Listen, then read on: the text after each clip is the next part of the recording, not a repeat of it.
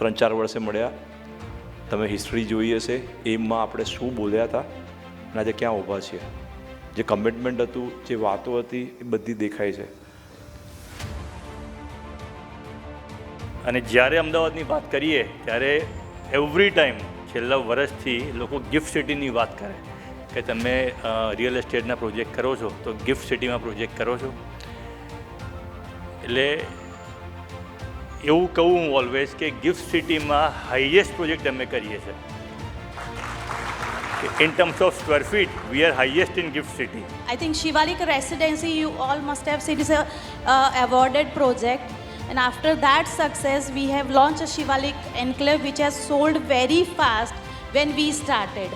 શિવાલિક એવી રીતે અપગ્રેડ કરી રહ્યું છે કે અમારો કન્સેપ્ટ છે કે અમારું લોકેશન એકદમ પ્રાઇમ હોવું જોઈએ, અમારું બિલ્ડિંગની ડિઝાઇન એકદમ આઇકોનિક છે, અને થર્ડ વસ્તુ આ જે એવો પ્રોજેક્ટ છે કે બહારથી આઇકોનિક તો છે જ અને અંદરનું પ્લાનિંગ પણ એટલું આઇકોનિક છે. જનરલી 3 BHKનું સાઇઝ 1500-2000 ફૂટ સુધીમાં સીમિત છે. આ અલ્ટ્રા લક્ઝુરિયસ 3 BHK છે કે જેની સાઇઝ 2600 સ્ક્વેર ફીટ છે.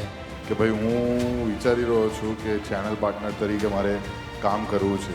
શું લાગે છે મારું માર્કેટમાં ચાલે? ના પાડે. તમે આવો જ નહીં ભાઈ, તમે રવા દો મને ભાઈ, તમારું કામ નહીં. સૌથી પહેલો એને સપોર્ટ કરવાવાળું કોણ હતું? એનું નામ કોઈને ખબર છે? એક ઇન્વેસ્ટરે સપોર્ટ કરેલો. સૌથી વધારે કોણ કમાયું એમાં? ઇન્વેસ્ટર.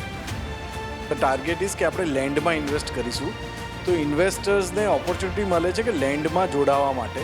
શિવાલિક જેવી બ્રાન્ડ સાથે they can enter at the land stage. આપણે રીલમાં ટ્રેન્ડ પર છે ને આમાં બી ટ્રેન્ડ પર આપણે જ હોવા જોઈએ. પછી એ બિલ્ડિંગ હોય કે ટેકનોલોજી હોય કે ફંડ હોય કે ઇન્વેસ્ટમેન્ટ હોય કે યુનિક ડિઝાઇન હોય કે કેપેસિટી ઓફ ધ માઇલસ્ટોન્સ હોય, શિવાલિક હંમેશા આગળ જવું જોઈએ. હવે શિવાલિક કે એટલા બધા વર્ટિકલ્સ, એટલી બધી વસ્તુ અંદર એડ કરી, મારે એ જાણવું છે કે શું નથી એડ કર્યું. આવશે,